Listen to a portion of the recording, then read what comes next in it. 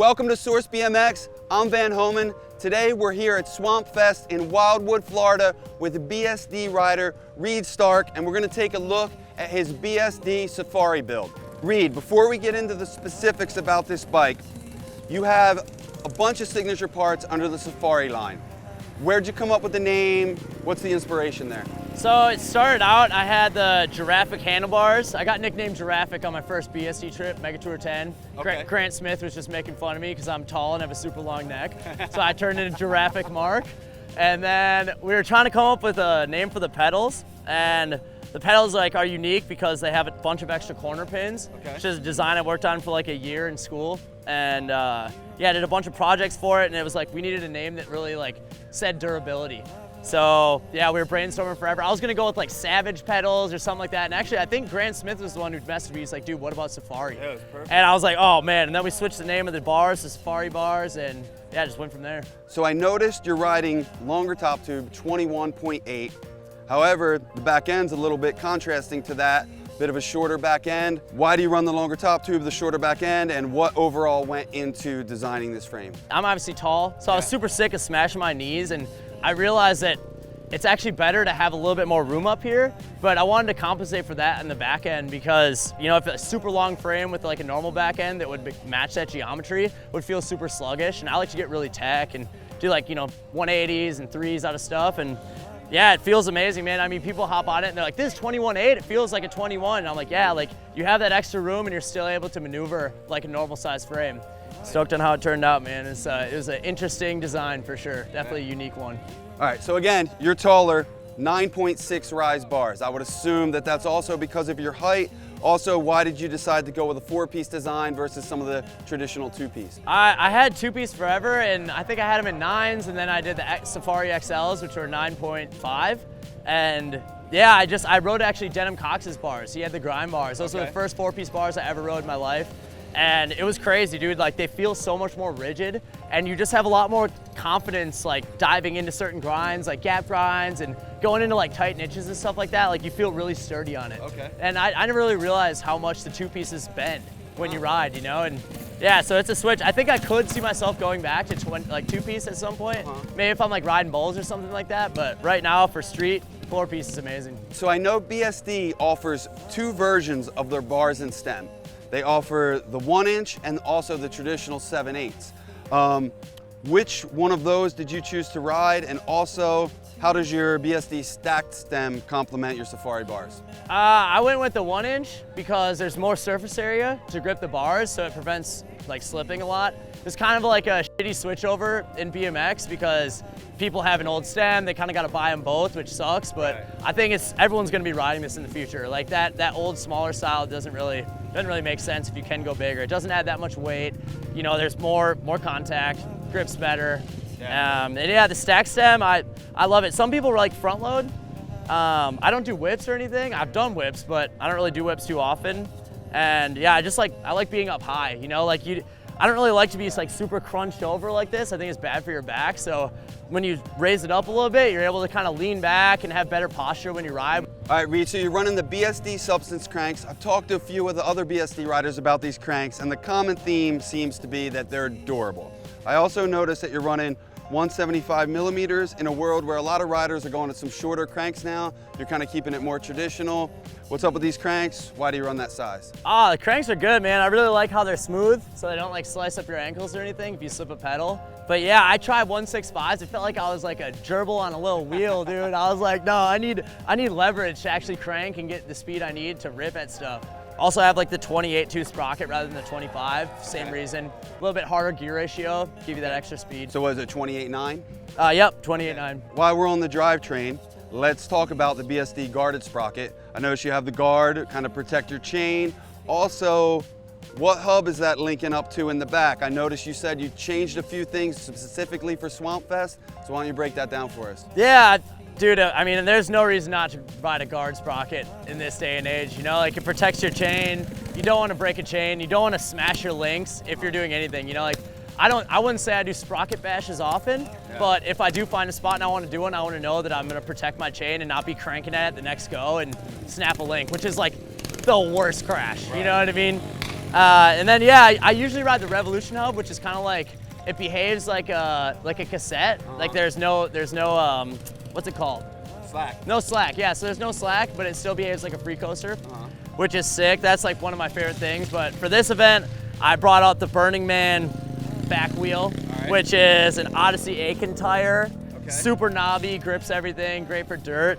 And yeah, I have the Backstreet Pro cassette hub, which is very weird for me to ride because I'm so used to not backpedaling. But yeah, I was riding earlier and I was like, dude, like, remember to backpedal, and then, yeah, it's nice. Yeah, so these are Swamp Fest specials. So yeah, let's talk about the tires a little bit more. Like, you said these aren't your normal tires that you run, but you've got the Mike Aiken Odyssey tires on here, the dirt version, and that's specific for Swamp Fest. What do you normally run? Why did you put these on for this event? What do you like about them? So I normally ride 2.4 Alex Donachie Dynasqueaks. Like, they're super smooth, they squeak, super grippy, but smooth when you want them to be. Yeah, I've been riding those for years. I really like the 2.4s, they're thicker. Some people do like 2.4 in the front and 2.25 in the back, because they say it like locks into grinds better, but I like those thick boys. It feels like you're riding around on pillows. Yeah, and then for this event, just swapped out the Odyssey Aiken tires. Shout out Full Factory for sending them out. Aiken, legend, designed bad boy tires, man. They're super grippy. And when you're riding dirt and dusty ramps, you definitely want to have grip. And it's already, dude, it's saved me. What tire pressure do you like to run? Usually I like to run, I think like 40. 40, that low? Yeah, 40 PSI. Yeah, sometimes like 30. I think it gives you a better balance point and more grip and whatever you're riding. You know, like sometimes, like, dude, I did that ice fake earlier and my front wheel literally like folded off the tire, but like held on. I broke my wrist in the past, and it's definitely nicer on the body, you know? A little cushion. Yeah, give you a little bit more impact. It's like a spring. Yeah, usually like 40.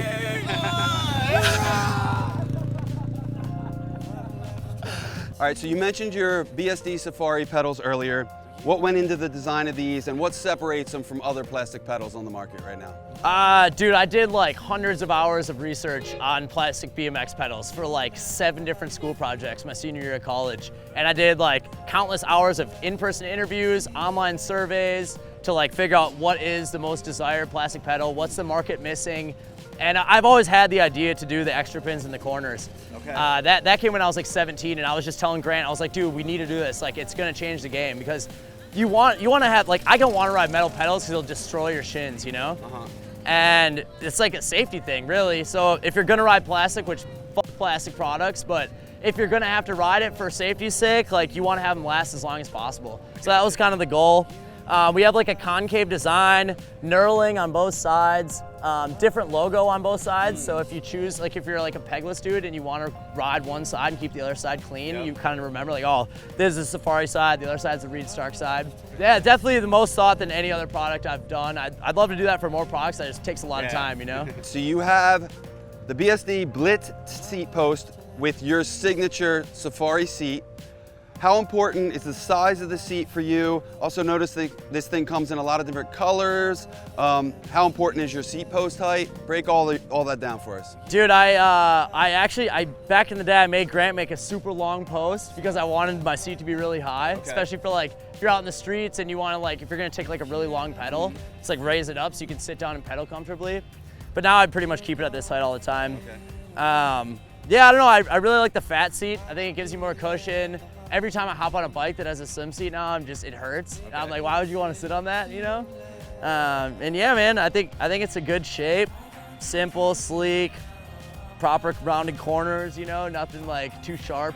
Those sharp edges, like, if you're gonna fall and your bike's gonna land on you, this isn't gonna hurt you. The Safari pattern, the giraffe pattern fits right in with your whole theme. Yeah, dude, I'm stoked on how these turned out. I went with a little bit louder colors in the past. I really like this black on brown. It's like super sleek. Reed, you're running the BSD Rude Tube pegs. I'm curious what size you're running, why do you run plastic, how important is the chromo core, and how do they kind of line up with the hub guards?